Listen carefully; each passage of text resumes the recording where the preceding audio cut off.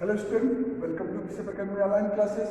Dear student, today in this part of video I am going to discuss about the qualitative characteristics or attributes of accounting information. क्या इसका qualitative characteristics है? Qualitative का मतलब है क्या इसका quality accounting की होती है, उसके क्या फीचर्स होते हैं, या अकाउंटिंग इंफॉर्मेशन के क्या फीचर्स होते हैं. तो accounting information should be prepared and presented in such a way that is able to depict a clear and orderly view of the business enterprises. Following characteristics of accounting information make it more useful for its users. हम कैसे किसी accounting के work को या accounting information को कैसे तैयार करें जो बाकी के यूजर्स के लिए, और उसका फीचर्स क्या होना चाहिए जो बाकी के यूजर्स के लिए काफ़ी हेल्पफुल हो, यूजफुल हो, उनको आसानी से उसको इजीली उसको समझ सके. इस तरह से हम अकाउंटिंग इंफॉर्मेशन को तैयार करते हैं. उसकी क्वालिटी कैसी होनी चाहिए? तो सबसे फर्स्ट जो इसका क्वालिटेटिव कैरेक्टरिस्टिक्स है वो है रिलायबिलिटी की बात करें. यानी कि रिलायबिलिटी की बात करें तो जो भी हम अकाउंटिंग का रिपोर्ट तैयार करते हैं, अकाउंटिंग इंफॉर्मेशन की रिपोर्ट तैयार करते हैं, उसमें रिलायबिलिटी होनी चाहिए. रिलायबिलिटी होनी चाहिए. Accounting information must B reliable. Reliability and implies that the information must be factual and verifiable. The accounting information is said to have verifiability if such information can be verified from source documents such as cash memos, purchase invoices, sales invoices, correspondence agreements, property deed and other similar documents. तो जो ऐसे जो हम accounting information तैयार करते हैं उसकी quality क्या होनी चाहिए? वो एक वेरीफाइड क्वालिटी होनी चाहिए, उसकी फैक्ट होनी चाहिए, सही चीज़ें जानकारी होनी चाहिए उसमें, और उसमें जो भी इंफॉर्मेशन उसमें बताए गए हैं उस इंफॉर्मेशन को वेरीफाई किया गया हो, उसको स्पेशल डॉक्यूमेंट से वेरीफाई किया गया हो. तो जो भी ट्रांजेक्शन हो उसके लिए जो भी सोर्स डॉक्यूमेंट्स हैं ट्रांजेक्शन के, जैसे आपके कैश मेमो है, कैश मेमो रहने चाहिए, परचेज इनवाइसेस है, क्या क्या आपने परचेज किस डेट पे किया वो इनवाइसेस से वेरीफाई किए गए हो. सेल्स इनवाइसेस आपने क्या क्या सेल्स किया उसका आपके पास रिकॉर्ड हो. करस्पॉन्डेंस जो भी आपने इधर उधर से जो भी पेपर्स वगैरह बनाए हैं, जो भी पेपर्स बनाए हैं उनकी रिकॉर्ड हो. एग्रीमेंट अगर किसी से किया है आपने उसका रिकॉर्ड हो. प्रॉपर्टी डीड को जब आपने समझौता किया है, एग्रीमेंट किया है किसी से तो उसका रिकॉर्ड हो. एंड अदर सिमिलर डॉक्यूमेंट्स भी आपके पास होने चाहिए, जैसे चेक्स वगैरह हुए, बैंक डॉक्यूमेंट्स हुए. तो इस तरह के रिकॉर्ड्स आपके पास होने चाहिए जिससे कि वो वेरीफाई किया जा सके. Verifiability sure the truthfulness of the recorded transactions.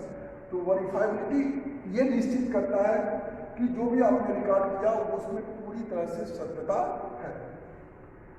But if the source documents are not available, अगर source document available नहीं है तो their accounting information disclosed by profit and loss account. तो अगर आपके पास source documents ये जो मैंने बताया है आपको अगर आपके पास अवेलेबल नहीं है तो आपका जो अकाउंटिंग इंफॉर्मेशन होना चाहिए वो प्रॉफिट एंड लॉस अकाउंट से वेरीफाई होना चाहिए. And balance sheet will not be capable being verified, क्योंकि बैलेंस शीट वेरीफाई नहीं करता है. And it would imply that can not be relied on. अगर इस तरह की चीज़ें हैं, अगर आपके पास सोर्स डॉक्यूमेंट्स नहीं है तो वो उसको पूरी तरह से रिलायबल नहीं होगा. एक एग्जाम्पल लेते हैं. For example, recording of fix asset at actual cost is most reliable since the same can be independently verified from property deed.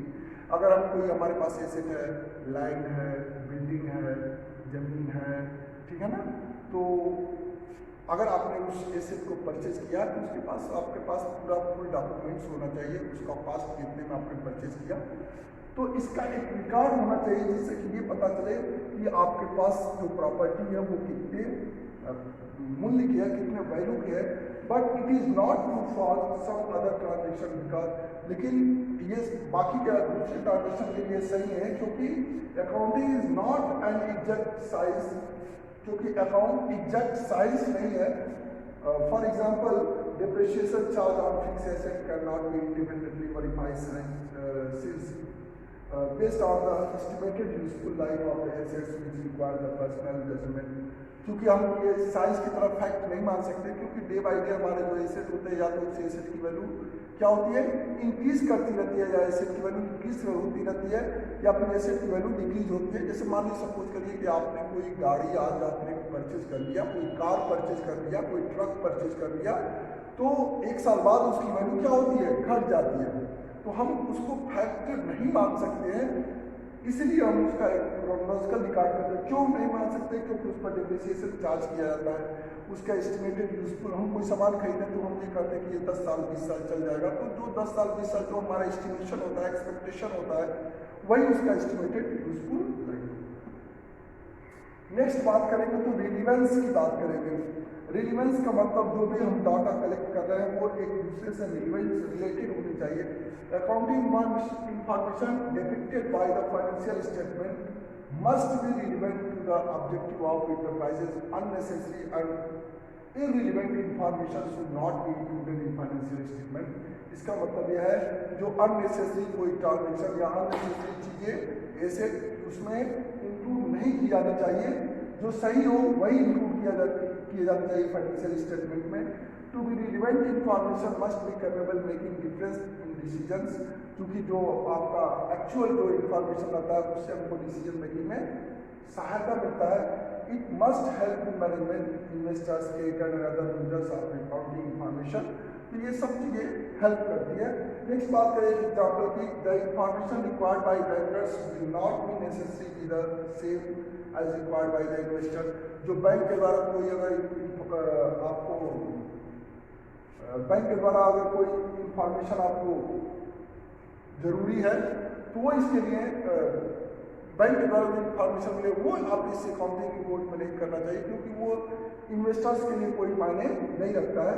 Hence the accountant will have to study needs the various users, क्योंकि जो accountant होते हैं वो जो various users होते हैं उनके demand के अकॉर्डिंग वो अकाउंटिंग रिपोर्ट तैयार करता है, उनका किस चीज़ में interest.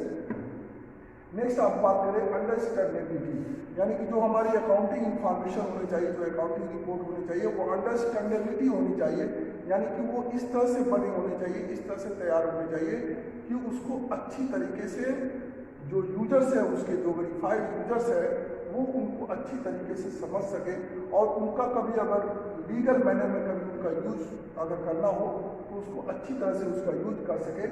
Accounting information should be presented in such a simple and logical manners that they are understood easily by their users, such as investors, lenders, employees, etc. A person who does not have any knowledge of accounting terminology should also be able to understand them. यानी कि हम आप अगर accounting का knowledge नहीं है फिर भी एक रिपोर्ट ऐसा होना चाहिए कि हम उसको देख करके समझ लें, यानी कि अब इससे ये पता चलता है कि उसकी क्वालिटी कैसी होनी चाहिए कि जो वो इस तरह से तैयार हो कि अगर जो जिस व्यक्ति को, जिस पर्सन को अकाउंट का अगर नॉलेज नहीं है वो भी उस रिपोर्ट को देख करके उसको समझ जाए। ये इसके करने का। नेक्स्ट बात करें comparability.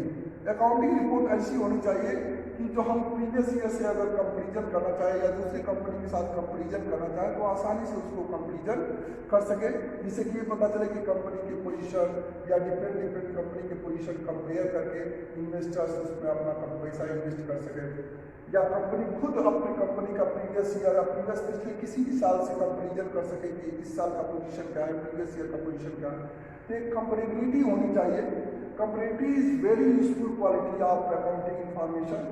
The financial statement should contain figures of previous years along with the figures of current year, so that the current performance can be compared with the past performance.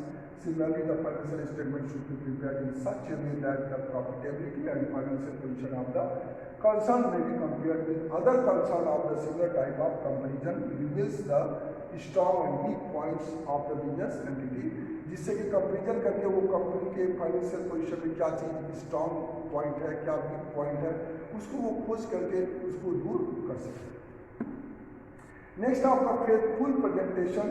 जो कंपनी का accounting information होना चाहिए उसका representation एक faithful presentation होना चाहिए, एक मानक होना चाहिए उसका कि financial statements are required to show a true and fair view of the profitability, उसमें किसी प्रकार का मतलब गलत इंफॉर्मेशन नहीं निकाल होना चाहिए, वो फेथफुल होना चाहिए जो हमारे आपके लिए बेनिफिशियल हो।